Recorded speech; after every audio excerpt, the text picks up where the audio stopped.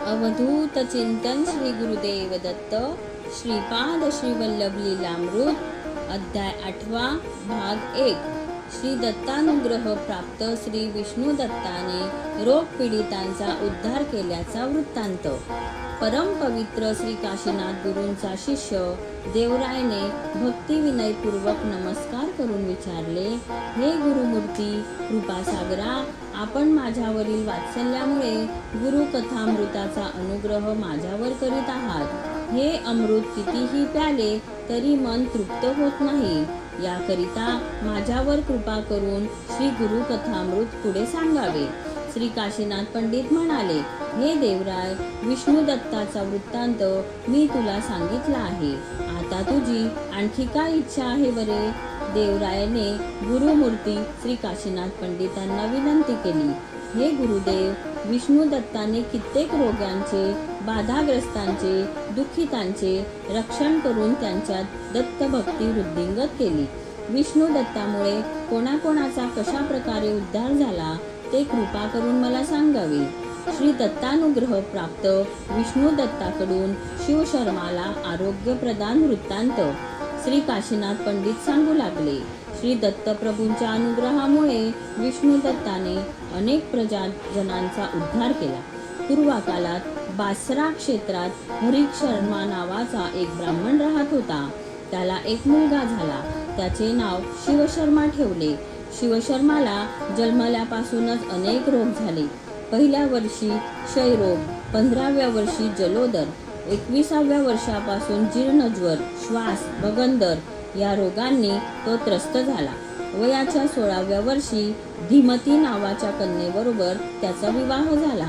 त्या मुलाला कितीही औषधोपचार केले तरी त्याचे पूर्ण व्याधी निवारण होत नव्हते। एके दिवशी देशोदेशी भ्रमण करणारा एक संन्यासी त्या गावात आला। त्या ब्राह्मण व्याधीग्रस्त मुलाच्या पीडा व वेदना पाहून तो हरिशर्माला म्हणाला, आपल्या पुत्राचा रोग पूर्ण निवारण होण्यासाठी तुम्हाला एक उपाय सांगतो, तो आपण आचरणात आणाल का? हरिशर्मा नतमस्तक होऊन त्या संन्यासाला म्हणाले, आपण सुचवीत असलेला उपाय कितीही अवघड असो, मी त्याचे आचरण करीन, तुम्ही तो उपाय सांगावा। संन्यासी म्हणाला, हे हरिशर्मा, आपल्या पुत्राला त्याच्या पत्नीसह मातापूर माहूर येथे पाठवावे। त्या ठिकाणी श्री दत्तप्रभूंचा विष्णू दत्त नावाचा भक्त राहत आहे। तो महान महात्मा आहे। श्री दत्तप्रभूंचा अनुग्रह त्याला प्राप्त झालेला आहे।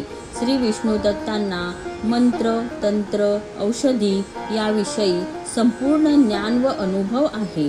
या व्यतिरिक्त श्री दत्तप्रभूंचे अतिप्रिय असे भक्त आहेत। त्यांचा अनुग्रह मिळाला तर तुमचा पुत्र संपूर्ण रोगमुक्त होऊन पूर्णपणे निरोगी होईल, विद्यावान व धनवान सुद्धा होईल, असे सांगून संन्यासी निघून गेले। हरिशर्माने आपला पुत्र शिवशर्मा व सून धीमती यांना परिवारातील काही लोकांबरोबर मातापूरला पाठवले। अनेक कष्ट सहन करीत ते सर्वजण मातापूर येथे विष्णू दत्ताच्या घरी पोहोचले।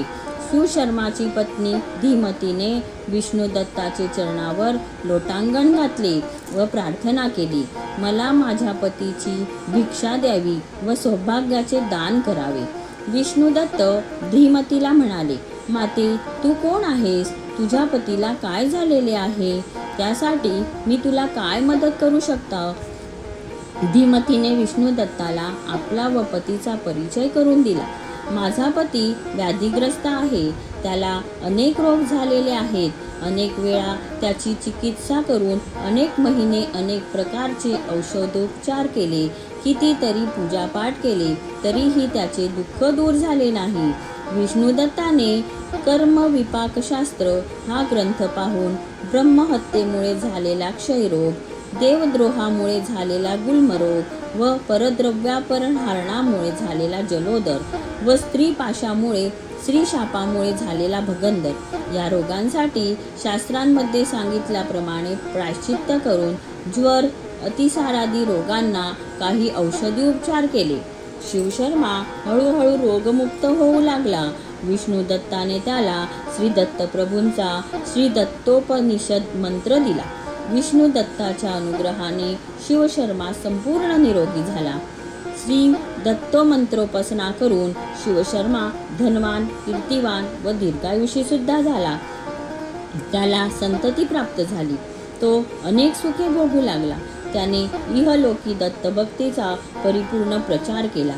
हरिशर्माची कथा श्रवण करून देवरायने गुरुदेव श्री काशीनाथजींना प्रार्थना केली की हे गुरुदेव दयासागरा, आपण माझ्यावर कृपा करून विष्णू दत्ताच्या द्वारे श्री गुरुदत्तांच्या लीला ऐकवून मला खूप आनंद दिलात.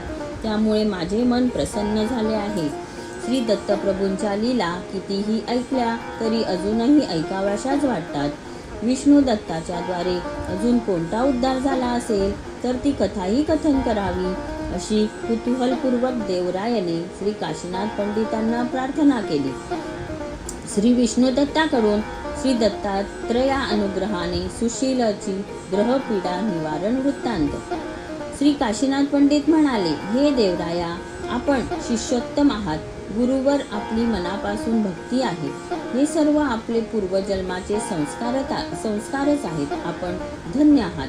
विष्णू दत्ताविषयी आणखी एक वृत्तांत सांगतो, तो तू लक्षपूर्वक ऐक.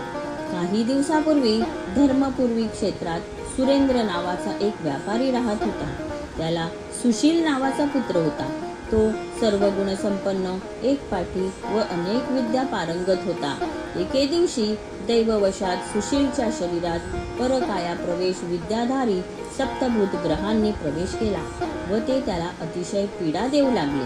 त्याचे वडील सुरेंद्रने अनेक मांत्रिकांना बोलावून अनेक तंत्रोपाय केले, तरी सुद्धा त्याचा काहीच उपयोग झाला नाही. एका महात्म्याने सुचविल्यावरून सुरेंद्र सुशीलला घेऊन विष्णुदत्ताकडे पोहोचला.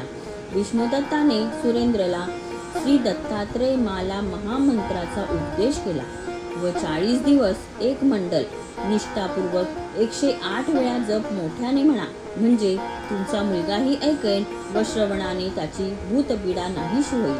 त्या उपायाने सुशीलची भूतपीडा नाहीशी झाली व त्याला संपूर्ण स्वास्थ्य लाभले. श्री दत्तप्रभूंच्या अनुग्रहामुळे सुशील आयुष्यभर श्री दत्तमाला महामंत्र पठण करीत राहिला. सर्व सुख समृद्धी मिळवून तो आयुष्यभर आनंदाने राहिला, असे श्री गुरु काशीनाथजींनी देवरायाला सांगितले. अवधूत चिंतन श्री गुरुदेव दत्त श्रीपाद स्वामींचा जय जयकार असो.